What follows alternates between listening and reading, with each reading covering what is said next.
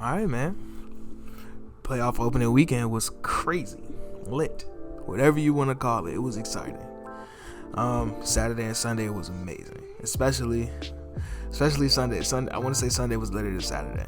Yeah, it was way later than Saturday. The first two games on Saturday were really good. It kind of fell off with the third game in regards to like energy, and the fourth game was kind of dragging along because the Nuggets didn't have too many fans in the arena. Before I even start about talking about the games, let's talk about the fans being back in the arenas. Whew, it's an amazing sight to see. It gives the game so much more energy. It gives the game character, especially when you're talking about fans at the Garden, full house in Utah, damn near full house in Phoenix. Boy, especially in the Garden, they kept them boys alive during that game because they came out flat. But I'm gonna start off with the first game on Saturday, which was the Bucks and the Heat. Overtime game, came down to the wire. Chris Middleton stepped back, tough, mean mug worthy jumper to beat the Heat in game one. That was a good game and a great way to start it off. Not too much really to say. The Bucks didn't shoot that well. The Heat shot well from three, but they didn't get production from the stars, and it was kind of the opposite for the Bucks.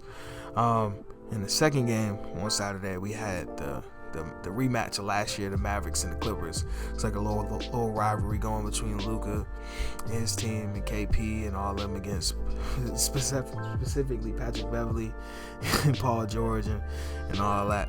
That was a good game, back and forth. I still expect the Clippers to win the series. They play them tonight, so I expect them to win this series. I expect Paul George to play better than he did the last game. He was really bad in the first half. He kind of got it going in the second half, but that was a Luka game. 30-point triple-double. Tim Hardaway Jr. hit some big shots towards the end of the game. Dorian Finney-Smith hit some big shots too. But yeah, the Clippers are down 1-0, putting themselves in the hole already. But I'm still sticking with them. They still got too much for the Mavericks. The third game, we got the Celtics and the Nets. The Celtics came out with energy, but when it came down to it as the game dragged along, the talent for the Nets was too much. And like I said before, sweep. they still getting them up out of here. I don't see any way the Celtics are getting the game off of them. And game one was probably their best chance. I'm not gonna talk about that game too much. The fourth game on Saturday was the Nuggets and the Trailblazers. Like I said before, this one is gonna go back and forth. For one, the Blazers don't really play defense. We'll talk about that later on. But in game one, they couldn't. The Nuggets couldn't stop them. And if you look at the team that the Nuggets had last year, they really missed three guys that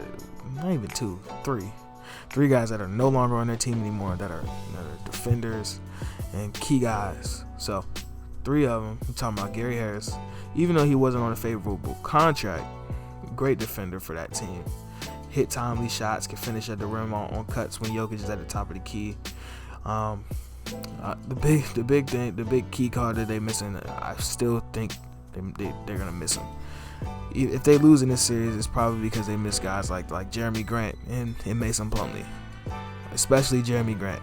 Even he had a great season in Detroit this year, but you could kind of see the beginning stages of it in the playoffs last year in the bubble when he was playing against the Clippers and then against the Lakers. He was having like 15 points a game, hitting timely threes. He was shooting better than he had in his career, so you could kind of see that coming. And Mason Plumlee provided a quality backup big off the bench that could play defense, could rebound, could facilitate a little bit, so they could keep that same kind of system. And obviously Jamal Murray, they're missing Jamal Murray, who's the best player out of that bunch that I just named. But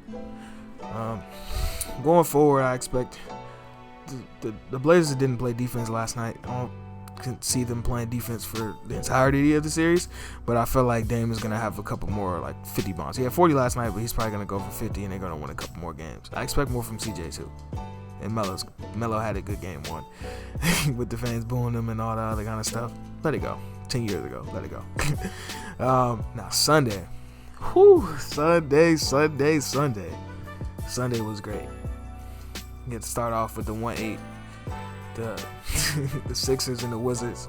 You had Joel Embiid early in the first half with foul trouble, but he still ended up with 30. Tobias Harris had 28 in the first half and carried the Sixers in the first half. That was a great performance by him. He trying to silence the doubters from last year. Bradley Beal played well, mocking Joel Embiid, flopping around, doing a little Euro step, mocking Matisse Thybulle and all that other stuff. It was fun. That was a fun game. Wizards don't have enough to beat the Sixers, and I feel like that game one was also their best chance to win a game in this series, so I think they're out of here in 4 now. Second game, probably, I want to say that would, I don't want to say that's the game of the day. It was kind of a tie for the game of the day. The Suns and the Lakers. I might change this to the most intriguing matchup going forward now. You know what I'm saying? The intensity in that game was, the intensity in that game was amazing. You had CP, D-Book went sicko mode on these boys. DeAndre Ayton had a great game. Anthony Davis didn't play well. LeBron was I expect them to have better games going forward. I don't know though. Because they're both coming back from injury. LeBron's probably not in the best shape yet, so I don't know how his pacing is gonna go in this series. And the Suns got heart. they got heart, and they're really talented. And I had other stuff going on. Chris Paul got hurt. I really hope Chris Paul's not seriously hurt. It's not gonna linger. Because every time, please, I'm praying that Chris Paul's okay. What else happened in that game? The Alex Caruso, Cameron Payne incident, where Cameron Payne got thrown at the game. and Montrezl Harrell tried to break it up and accidentally tackled Cameron Payne and made it look like crazy. Like made it look way worse than what it was before. But that's it for that one. I think the Suns might get them again tonight too. I don't know. That crowd was rocking. And speaking of crowds rocking, MSG, the Knicks, the Hawks, that was fun. no cap, no nothing, no lies are being told here. That was fun. Even though the Knicks came out flat, like I said earlier, the crowd kept them engaged in the game. One thing I did kind of notice when somebody brought up, it was a good point, that the crowd may be throwing some players off. It may have threw Julius Randle off, all that energy in the building. He didn't play well at all. I'm not really gonna get on his head about it. It was his first playoff game. Sometimes you get nervous. Sometimes you go too hard, and sometimes you try to do too much, and then it doesn't end well. But that was an amazing game. Trae Young played well. Lou Williams came in and had some great buckets. John Collins played good. Bojan played well. That was a great game. The Hawks got the good W. The crowd made him into a villain, and he played the villain very well. It's quiet as what in here. And then the nightcap, the Jazz and the Grizzlies. Boy, the first thing I'm gonna say, Dylan Brooks is a Doberman, a pit bull, a Rottweiler, whatever kind of dog you want to call him, a German Shepherd. He's all of them. He gonna get in your chest on defense, gonna give you a bucket on offense, and tell you about it. He went crazy, 31 points. Shout out to Dylan Brooks. Ja Morant carried him down the stretch. Shout out to Ja Morant. You know what I'm saying? Kyle Anderson played well. I love slow-mo. He played well. Now, on the opposite side for the Jazz, Rudy Gobert got in foul trouble, so he wasn't, you know what I'm saying, his normal self. And the Jazz didn't shoot well until like towards the end of the game, and they made like a momentous comeback that fell short. I expect them to come out in the next game and hit some more threes and probably get a win to even the series up. On a serious note, but that game was fun. The Grizzlies came in there and let their nuts hang on them real quick.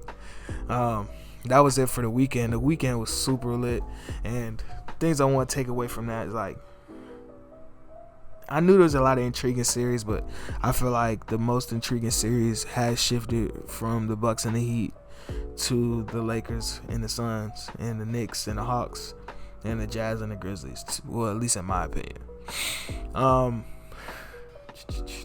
Man, And last night we had 2 games. They weren't very well. They weren't really good at all. They were both blowouts. I want to talk about something real quick. These games dragged along so much. The Bucks were up by 26 at the end of the first quarter. The game started, I want to say, at 7:45, and it didn't end until 10:30. Why? You want to know why? Because every time somebody gets fouled, we have to go review it for a flagrant. Come on, man. The game is over with. Let's go. Let's go home. Please, let's go home, man. Same thing happened in the Nuggets and in the Blazers game. That game was a little bit more chippy. It was chippy. It had a lot of jibber jabber, a lot of talking, a lot of shoving. I like the energy, but that game dragged along too. Dame had a 40 ball. He had one from the logo Lillard, of course, all net, no rim, straight cash, all that. Jokic played amazing. Facu Campazzo was running around doing his thing. Michael Porter Jr. played decently, so did Aaron Gordon. But I'm excited for the Nights games. You know what I'm saying? Especially the 2 late games, the Lakers and the Suns and the Clippers and the Mavericks. They're playing at the same time, so we're gonna have to do what we gotta do to get both of the games on at the same time. But tell me what you think down in the comments below. You know what I'm saying? Give me your predictions for the series, for the first round series. I don't really have nothing else much to say. I gave all my opinions on it. We were lit this weekend, and I hope it continues to be lit. And the way we moving forward, we gonna move forward. You know what I'm saying?